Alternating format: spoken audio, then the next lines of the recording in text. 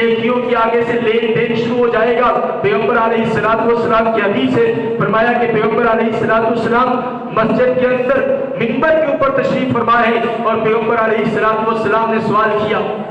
فرمایا کہ اتدرون من المفلس، آپ جانتے ہو وہ مفلس کون ہے؟ آپ کو پتہ ہے کہ مفلس کس کو کہتے ہیں؟ صحابہ کرام فرمانے لگے اللہ اعلم ورسولہ، اللہ اور اس کا رسول خوب جانتے ہیں، اللہ اور اس کے رسول کو زیادہ پتہ ہے کہ مفلس کون ہے۔ فرمایا کہ ہمارے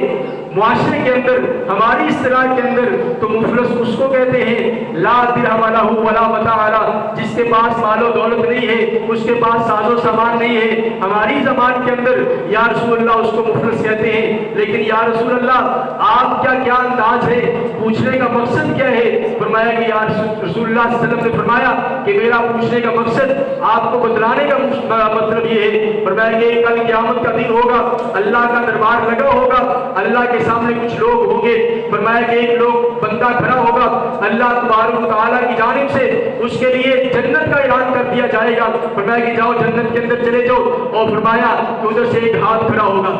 ایک بندہ کھڑا ہوگا، فرمایا کہ یا اللہ ہم اس کو جنت کے اندر نہیں جانے دیں گے، فرمایا کہ کیوں؟ فرمایا کہ اس کو جنت کے اندر نہیں جانے دیں گے، اللہ اس نے میرے اوپر فلاں جگہ اوپر ظلم کیا تھا، فرمایا کہ ابھی اس کا معاملہ بھی طے نہیں ہوگا، بندہ ایک اور کھڑا ہو جائے گا، کہے گا یا اللہ اس نے میرے اوپر بھی ظلم کیا، مجھے گالی دی، میرے اوپر زیادتی کی، میری عزت کو اچھالا، میرے ساتھ فلاں کیا، تو پیغمبر علیہ السلام کی لمبی حدیث ہے، فرمایا کہ وہ بندہ جس کے لیے جنت کا فیصلہ ہو جائے گا، جنت کے لیے جانے کے لیے اللہ تبارک و تعالیٰ نے رستے ہموار کر دیے، لیکن پھر بھی اس کو روک لیا جائے گا، کیوں؟ کہ وہ ظالم تھا، ظلم کرنے والا تھا، تو پیغمبر علیہ السلام سے سوال ہوا کہ یا اللہ کیا ہوگا، اس کے معاملہ کیا بنے گا؟ تو پیغمبر علیہ السلام نے فرمایا کہ اس کی تمام تر نیکیاں لوگوں کے اندر بڑھنا شروع ہو جائیں گی، جن کے اوپر ظلم کیا اس کو نیکی اس کی دے دی، کسی کے اوپر زیادتی کی اس کی نیکیاں دے دی، تو پیغمبر علیہ السلام نے فرمایا کہ حتیٰ کہ یہ وقت آئے گا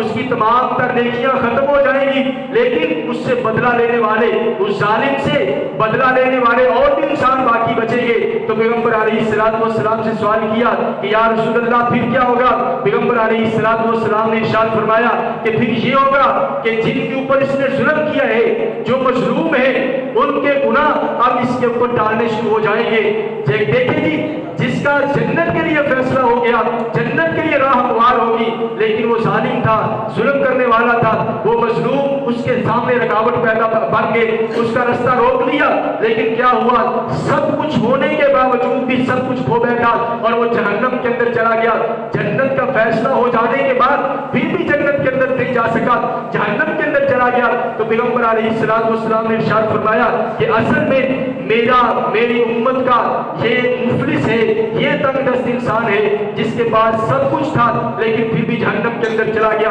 ایک اور روایت سنیے، پیغمبر علیہ السلام نے حدیث کو بیان فرماتے ہوئے